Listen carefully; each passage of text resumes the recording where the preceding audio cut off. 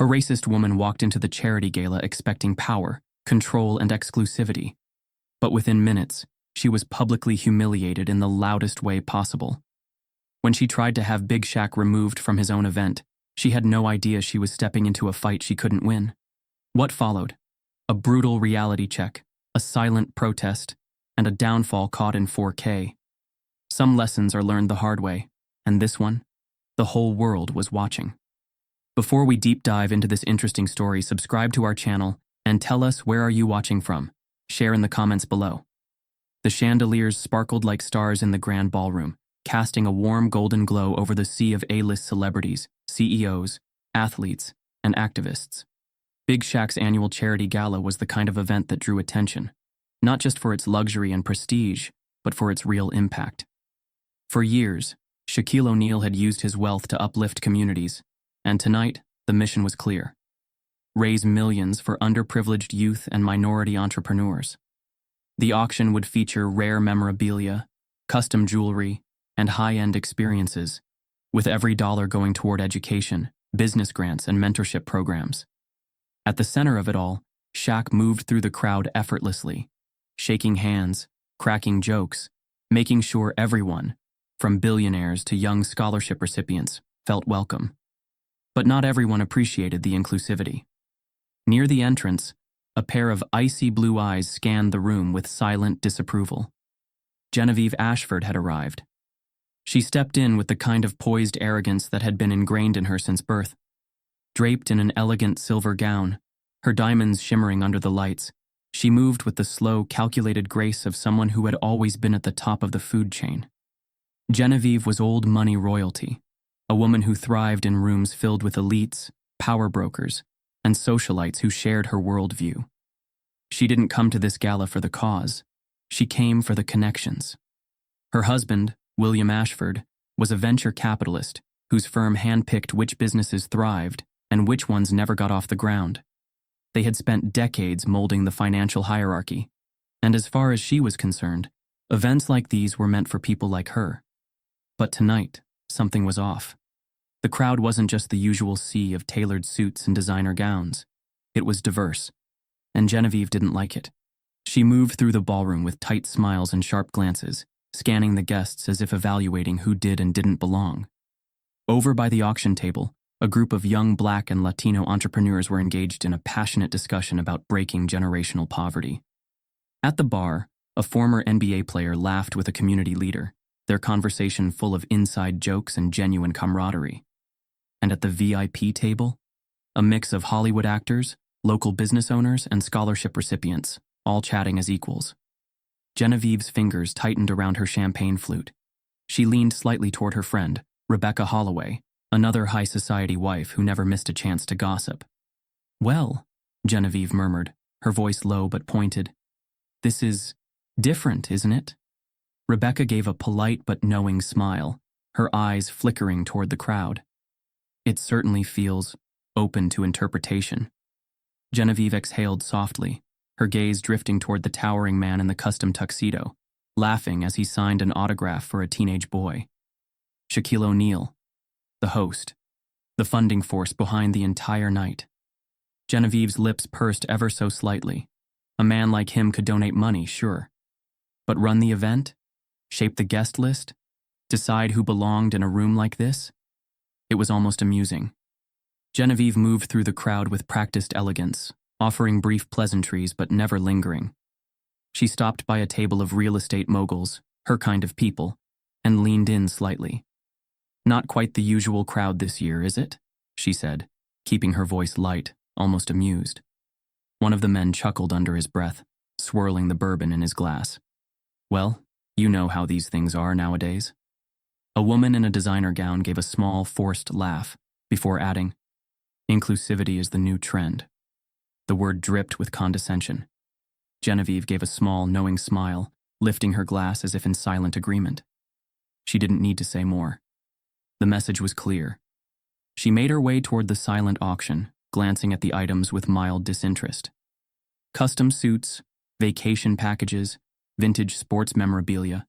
Expensive, yes, but nothing exclusive. Then her eyes landed on something that made her pause. One of the featured pieces was a one-of-a-kind diamond pendant, handcrafted by a black jeweler from a small business incubator program funded by Shaq's charity. Genevieve's jaw tightened just slightly. This wasn't how things were supposed to work. Luxury was meant to be curated. Opportunities were meant to be filtered. And yet, here it was. High-end craftsmanship being given the same platform as legacy brands. She turned away, forcing herself to relax. This event wasn't what she expected, but that didn't mean she couldn't steer it in the right direction. She just had to find the right people, the ones who understood what exclusivity was supposed to mean. Genevieve continued scanning the room, looking for someone in authority, someone who could ensure that the night's tone remained appropriate. Then, her gaze landed on him again. Shaq. He was too casual, too comfortable, as if he belonged here more than anyone else. And that didn't sit well with her. Genevieve took a slow sip of champagne and exhaled, setting her glass down on a passing waiter's tray. If she wanted this night to feel right, she'd have to take matters into her own hands. She adjusted her gown, squared her shoulders, and walked straight toward him. Because as far as she was concerned, there was no way he was actually in charge here, and she was about to make a very public mistake. Genevieve Ashford moved through the ballroom like a queen surveying her kingdom, but tonight, the territory felt wrong. Everything about the event looked right on the surface, the chandeliers dripping with crystal, the polished silverware reflecting warm candlelight, the quiet hum of a string quartet in the background. The wine was expensive, the jewelry was custom, and the auction items were exclusive. But something about the people felt off. She had come to this gala expecting a night of elegant networking, where the city's wealthiest mingled in hushed conversations about hedge funds and legacy investments. Instead, the room was loud, warm, and full of energy, and not in the way she preferred. The usual snobbish restraint wasn't there. People weren't standing in neatly separated groups, carefully curating their interactions. No, this was different. Too different. She masked her irritation behind a tight, practiced smile, flashing her perfectly whitened teeth at guests as she passed. But behind those cold blue eyes, she was taking inventory. Who belonged and who didn't. And in her mind, there were far too many of the latter. At the center of the room, a group of young black entrepreneurs was engaged in a passionate discussion, their excitement spilling into animated gestures and easy laughter. Near the bar, a Latina community activist was chatting with a Hollywood actor. Their conversation filled with genuine curiosity, not rehearsed pleasantries. At one of the VIP tables, a black woman in a tailored suit leaned in to discuss business strategy with a Middle Eastern jewelry designer, both nodding in agreement, exchanging ideas, forging connections. Genevieve felt her stomach tighten. This wasn't how high society worked. There were rules, unspoken but well understood, who was let in, who was tolerated, and who was kept at a polite but firm distance. And tonight, those rules were being broken. She stopped beside a group of familiar faces, old money elites, real estate magnates, socialites who shared her sensibilities. Lowering her voice just enough to sound innocent, she let out a soft sigh. It's an interesting crowd this year, isn't it? One of the women next to her gave a knowing glance, swirling the wine in her glass. Yes.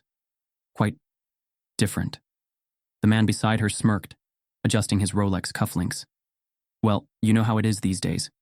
Inclusivity is good optics. A few chuckles. A few side eyes. Genevieve smiled. The message had been planted, and once planted, it spread. Little whispers. Quiet observations. Offhand remarks delivered with the right amount of subtlety. Never too direct, never too obvious. Just enough to let the right people know. This isn't our kind of event. She wasn't stupid. She knew she couldn't say what she was really thinking outright. But she didn't have to. Because whispers had power. And she was about to use that power to her advantage. Genevieve's gaze drifted across the room until it landed on a man who stood out in every way possible. Shaquille O'Neal. He was hard to miss, towering over everyone around him, dressed in a perfectly tailored black tuxedo, the fabric stretching across his massive shoulders. But it wasn't just his size that made him stand out. It was the way he carried himself. completely at ease, laughing, shaking hands, clapping people on the back like he had known them for years. He wasn't just attending the event, he was owning the space. And that didn't sit well with her. Genevieve assumed, without thinking, without questioning, that he was here in some kind of staff position. Security, perhaps.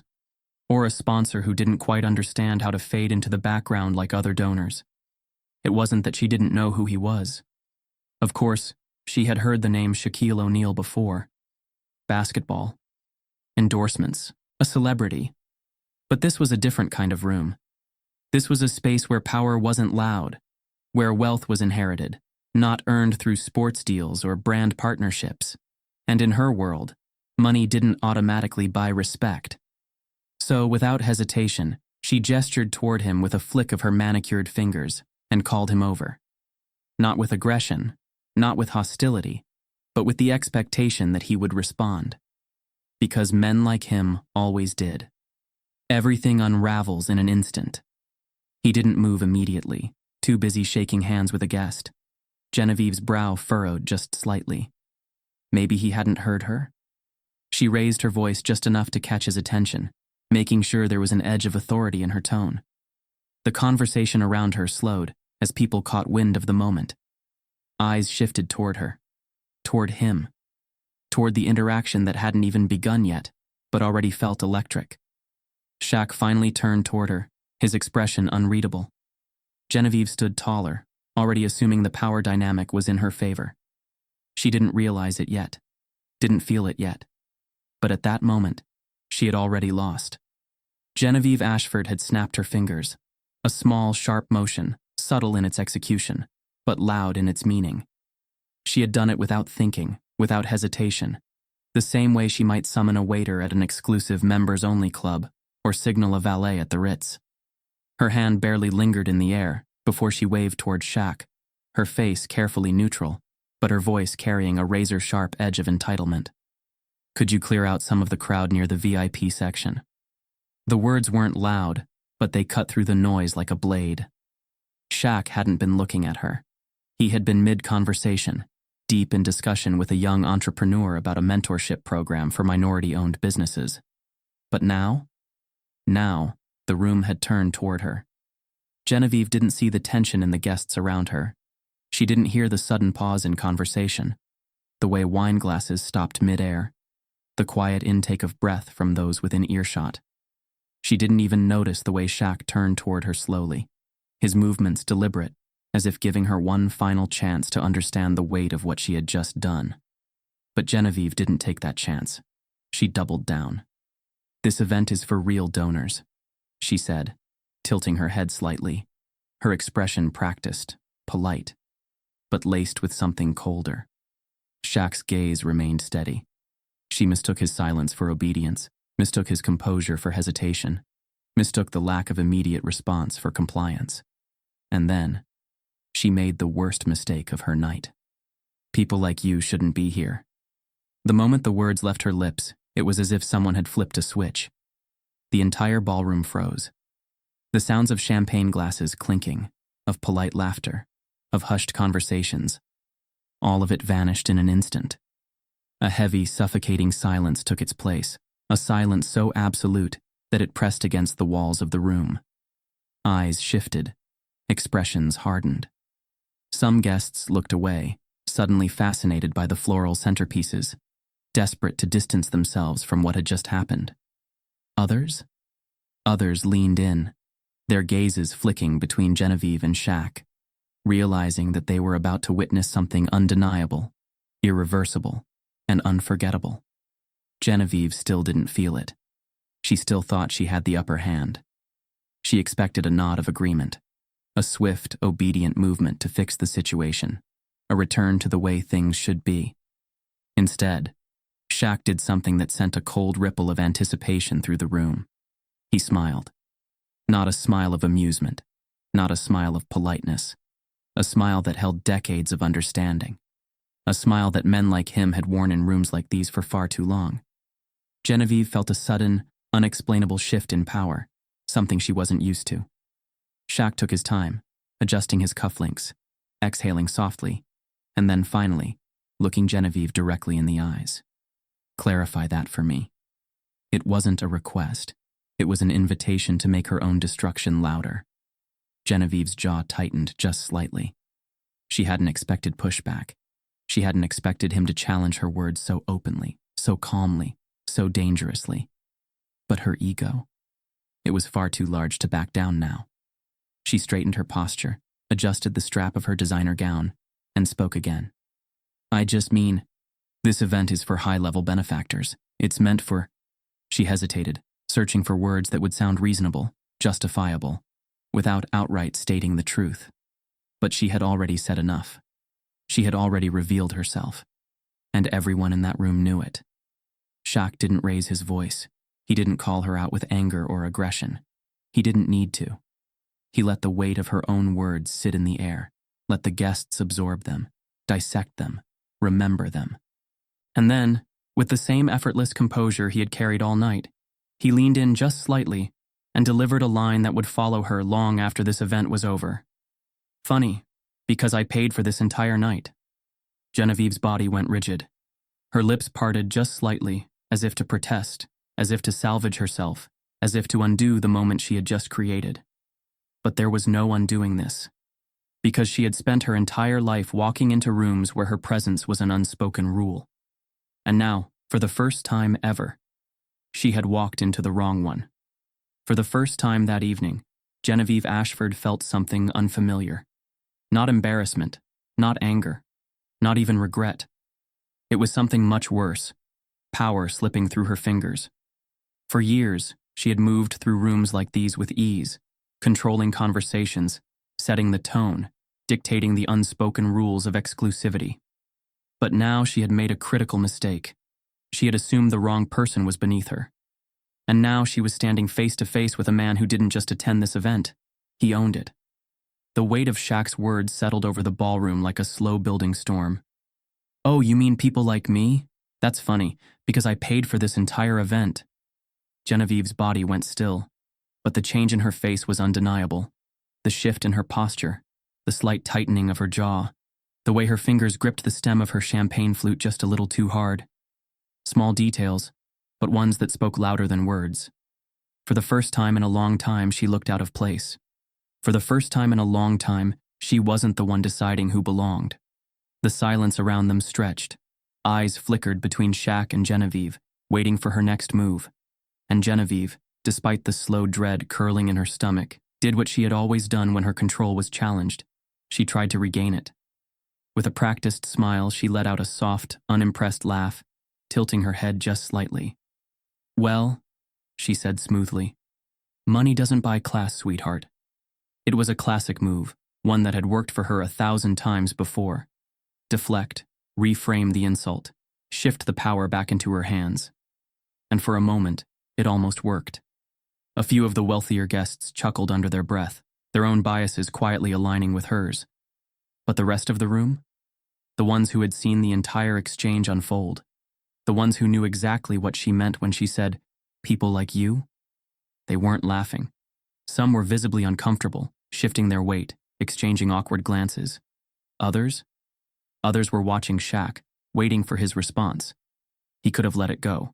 He could have walked away, let her drown in her own arrogance, let the moment pass. But Shaq wasn't the type to let things slide. Not when he had spent a lifetime walking into rooms where people like Genevieve thought he didn't belong. So instead, he leaned in just slightly, meeting her gaze with a calm, unshaken confidence. And then, with a voice steady as steel, he delivered the final blow. You're right. Money doesn't buy class. A pause. A beat. Then, without a hint of hesitation, but I can buy 10 of whatever club you think makes you important and shut it down by morning. The words landed like a punch without a fist. And this time, there was no laughter, no polite chuckles, no whispered agreements. The guests who had been quietly supporting her just moments ago suddenly found their drinks fascinating, their eyes darting anywhere but toward her. Genevieve, for the first time all night, had nothing to say. There was no smirk to hide behind, no cutting remark that could fix what had just happened. Because she had spent her entire life building walls that separated people like her from people like him. And now, In real time, she had just watched those walls crumble. The shift in energy wasn't immediate, but it was undeniable. The guests who had remained neutral throughout the night suddenly found themselves choosing sides, and most weren't choosing hers. A few guests subtly distanced themselves, stepping away, as if standing too close to Genevieve might infect them with her downfall. Some whispered. Some shook their heads. Some just watched, because they knew they had just witnessed something they would be talking about for years. And in the center of it all, Shaq stood completely unfazed. Genevieve's pulse hammered against her ribs, but she refused to let it show. She had been humiliated before. In business negotiations, in social missteps, in moments that required a quick recovery. But this was different. This wasn't a private conversation behind closed doors. This wasn't a mistake she could spin in her favor. This was public, immediate, permanent. Her face felt hot, but she kept her expression composed, her hands perfectly still at her sides. She wanted to walk away, to leave before anyone else could witness her defeat. But leaving now, that would be admitting it. So instead, she forced herself to stay rooted in place, pretending that she hadn't just lost everything in under a minute. Shaq didn't say another word. He didn't need to. He had made his point, and now he was done with her. With a small nod, he turned away, not in retreat, not in avoidance, but in the way someone walks away from a conversation that no longer matters. Because that's exactly what she had become. Irrelevant. And the worst part? The rest of the room followed his lead.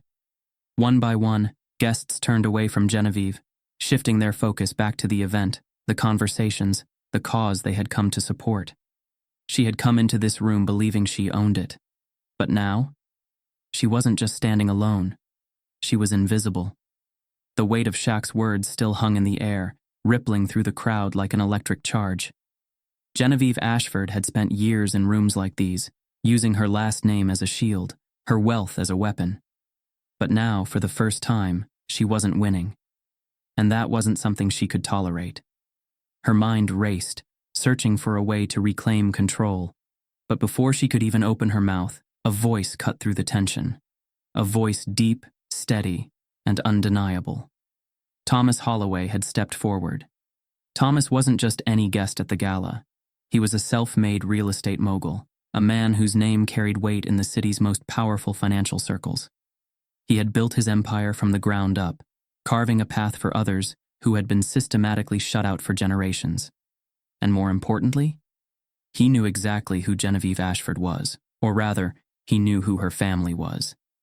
The room shifted, guests instinctively making space as Thomas stepped forward, his presence commanding attention without needing to demand it. His gaze didn't waver as he looked Genevieve in the eyes and said the words that made her stomach tighten. "Your family has been keeping people like me out of places like this for decades." Genevieve didn't flinch. She didn't look embarrassed, didn't lose her polished composure. Instead, she did what women like her had done for years when confronted with truth. She rolled her eyes. "Oh, please." A few guests shifted uncomfortably, sensing that she had just stepped onto dangerous ground. But Genevieve didn't notice. She had already decided this wasn't a conversation worth having. Thomas didn't react. He had seen this before. He had heard this before. And that's exactly why he didn't stop talking. He told them everything. How the Ashford family had built their wealth through land grabs and exclusionary lending practices. How they had used their influence to block black-owned businesses from securing high-end commercial properties. How, for decades, they had decided who got to build wealth and who didn't. And when he said it, it wasn't just an accusation.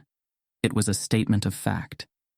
Genevieve let out a slow breath, her fingers tapping lightly against the side of her glass. She had spent her life in control of conversations like this, redirecting, reframing, brushing off uncomfortable truths like lint on silk.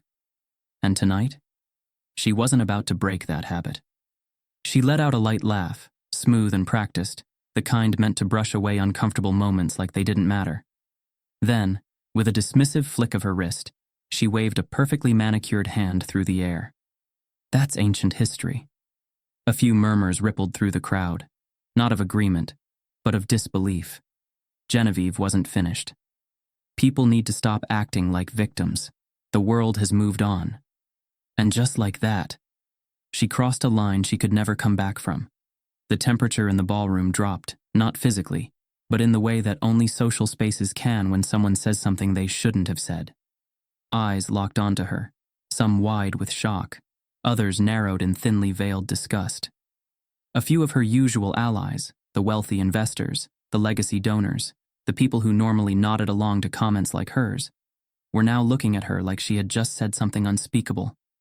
Because she had. Genevieve, so used to winning the room, so used to being the one who decided who stayed and who left, had just made a fatal error. She had assumed that everyone here shared her perspective.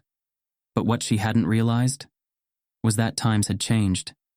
Shaq had remained silent, watching the moment unfold with a patience most men wouldn't have had. And then, when Genevieve had nothing left to say, he stepped forward. Not with anger, not with raised voices or dramatics. Just quiet, undeniable truth. He let the weight of her words sit in the air for a moment longer.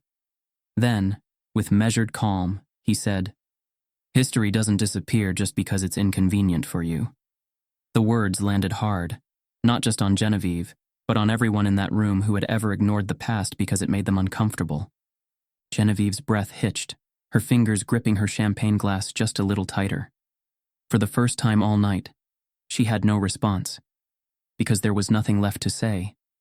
And in a room where she once believed she controlled the narrative, she was now realizing something far worse. She had just lost it entirely.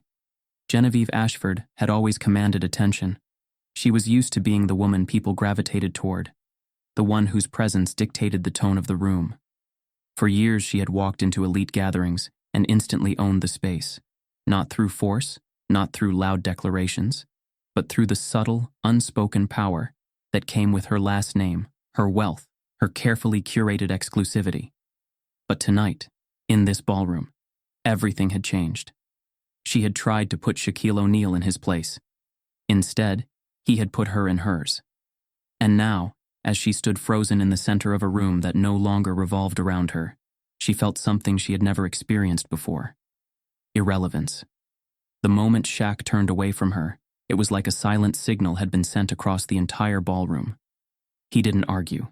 He didn't raise his voice. He didn't even acknowledge her further, and that was far worse than any confrontation she could have prepared for. Because in that single movement, that quiet, effortless dismissal, Shaq had done something far more damaging than humiliating her in front of a crowd. He had made her unimportant. And one by one, the guests followed his lead. It started with the people closest to them, a group of investors who had been standing nearby, sipping their aged scotch, waiting to see how things would unfold. They turned away. Then, a cluster of philanthropists who had been quietly observing now suddenly found themselves engrossed in other conversations that had nothing to do with her. The shift spread like wildfire. One by one, people began to move on. Genevieve watched in slow horror as the room reset itself. Without her. No one was looking at her. No one was listening to her. No one was waiting for her to take control again. For the first time in her life, she wasn't the center of anything. She cleared her throat, taking a step forward, willing the moment to reset itself. It had to. This wasn't how things worked. She had power. She had status. She had nothing. Her heels clicked against the marble floor as she moved toward a waiter, expecting him to stop and acknowledge her, offer her a drink, give her some semblance of normalcy. He walked past her. Not rudely, not aggressively, just as if she wasn't there. She turned sharply toward the bar, where two bartenders were serving guests with practiced efficiency, effortlessly uncorking bottles, mixing drinks, exchanging pleasantries. She approached with purpose, placing a manicured hand on the counter, ready to regain control of the night in the smallest way possible. Champagne. The bartender kept moving. He had heard her. He had to have heard her. She repeated herself, sharper this time, expecting immediate service. Nothing. They were ignoring her. Genevieve's stomach twisted. This wasn't just inconvenience. This wasn't just a bad social moment. This was something far worse. Because in her world, power wasn't just about money. It was about presence. And for the first time, she was learning what it felt like to have none. She spun around, scanning the ballroom, searching for someone, anyone, who would pull her back into the moment. But the guests had already moved on. Shaq was back in conversation, completely relaxed, as if she had never even existed. Thomas Holloway was engaged in a deep discussion with a group of business owners, his presence commanding attention in a way she never thought possible. The people who had once flocked to her, catered to her, whispered their approval of her in past events like these. They weren't looking her way anymore. Her breath hitched as frustration bubbled beneath her skin. She was not invisible. She refused to be invisible. Genevieve squared her shoulders, lifting her chin as she took a sharp step forward, raising her voice just enough to cut through the noise. "I'd like some service, please." A few heads turned toward the sound of her voice, but not in the way she was used to. There was no urgency, no rush to cater to her, just the slow, quiet realization that they were watching a woman unravel in real time, and no one cared enough to stop it. Genevieve had always been respected in high society. Not because she was kind, not because she was beloved, but because she was a symbol of wealth and power.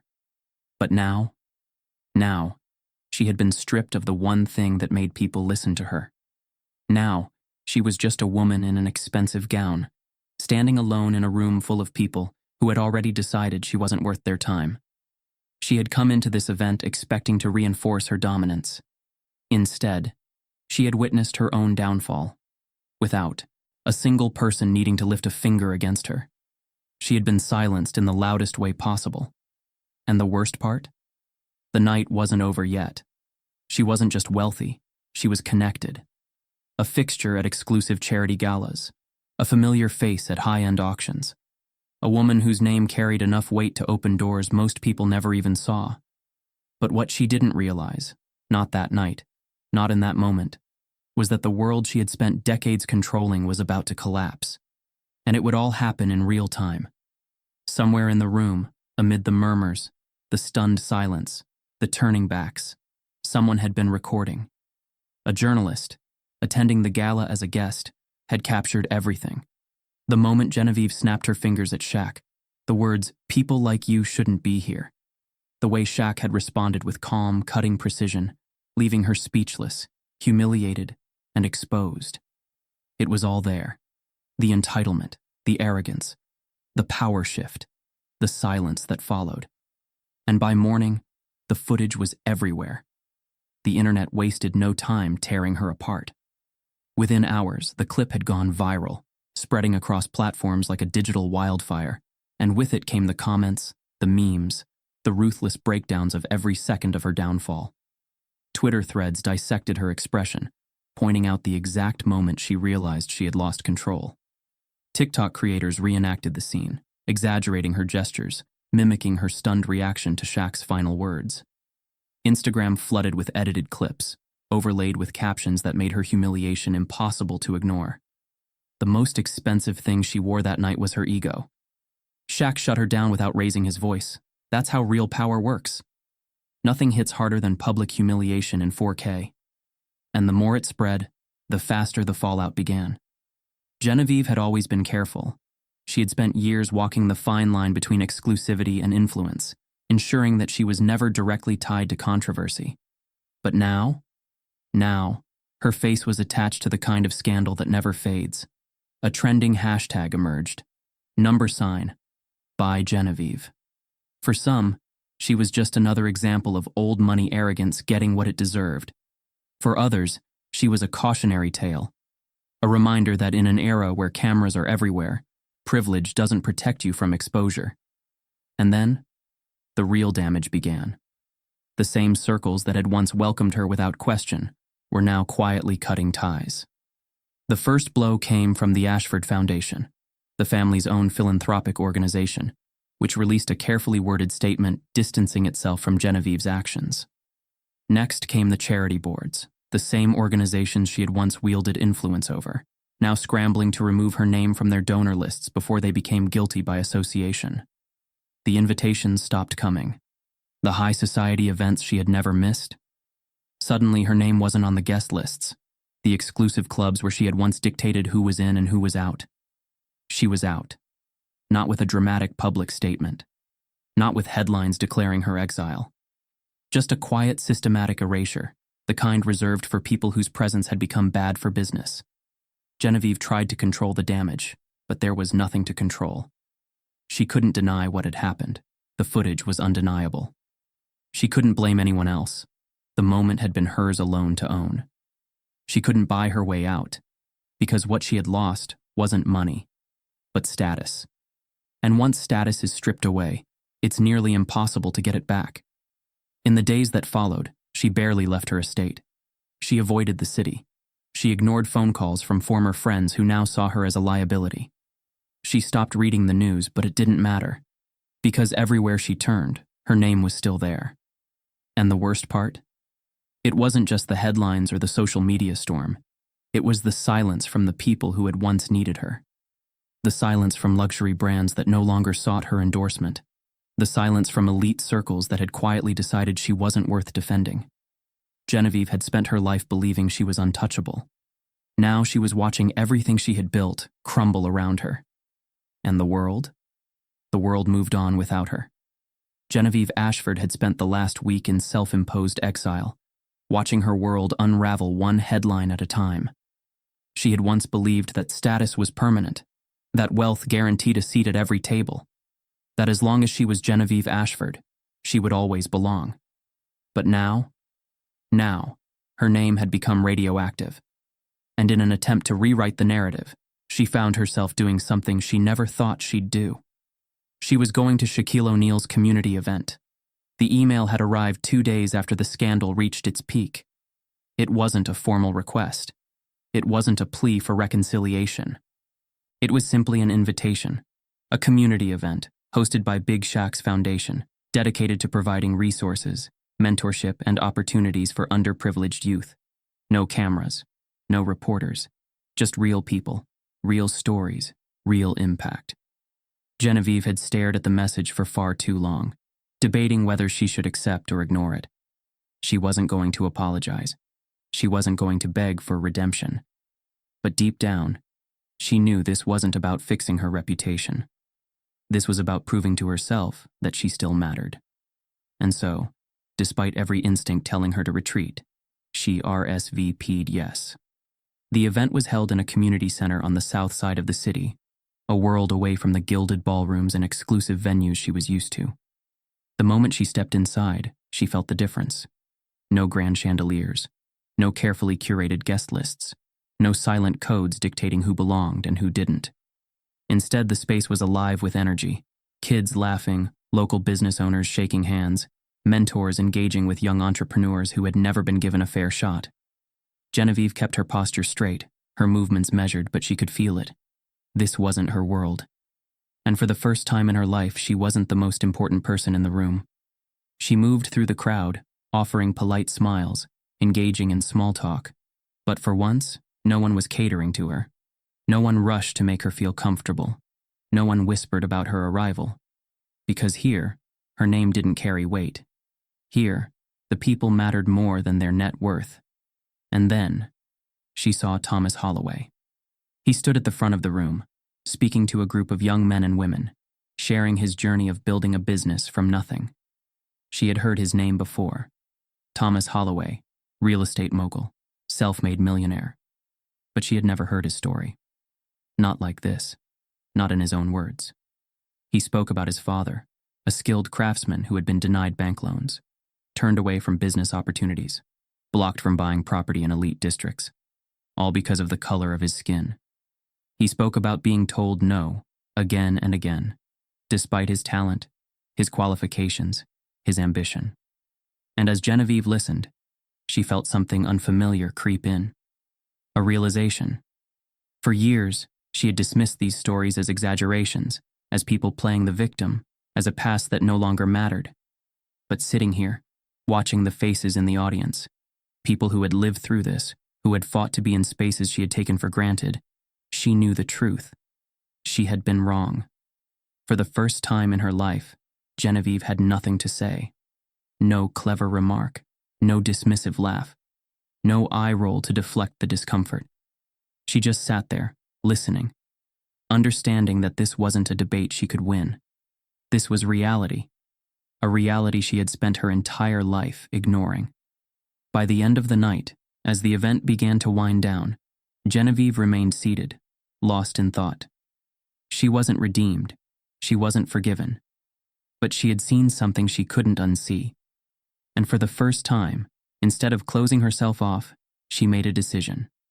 She found herself walking over to one of the foundation directors, pulling out her checkbook, not to make a public spectacle, not to rewrite her image, but because for once, she wanted to do something real, something that wasn't about her. She made an anonymous donation, not for PR, not for status, but because she had finally understood why it mattered. For the first time, Genevieve Ashford wasn't thinking about herself. For the first time, she actually listened. Genevieve Ashford had spent her life believing in the power of exclusivity. She had moved through circles where wealth dictated worth, where doors were never fully open to those who didn't come from the right lineage, the right background, the right world. And for decades, she had been one of the gatekeepers, whether she admitted it or not. But something had shifted. Not a full transformation, not an overnight reckoning, but a realization too deep to ignore. For the first time, she had seen the other side, not as a spectator, not as an observer, but as someone who had been forced to feel what exclusion truly meant. And now, without fanfare, without expectation, she made a choice. It happened in complete silence. No press release, no carefully staged apology, no grand attempt at redemption. One morning, a large anonymous donation was made to Big Shaq's charity fund, specifically allocated to fund scholarships for minority business owners. It was enough to provide full mentorship programs, grants, and resources for a new generation of entrepreneurs who had spent their lives being locked out of rooms people like Genevieve had always walked into without question. Shaq received a brief message through his foundation, a confirmation of the funds, with no attached name, no request for recognition. He didn't need one. He already knew who it was from.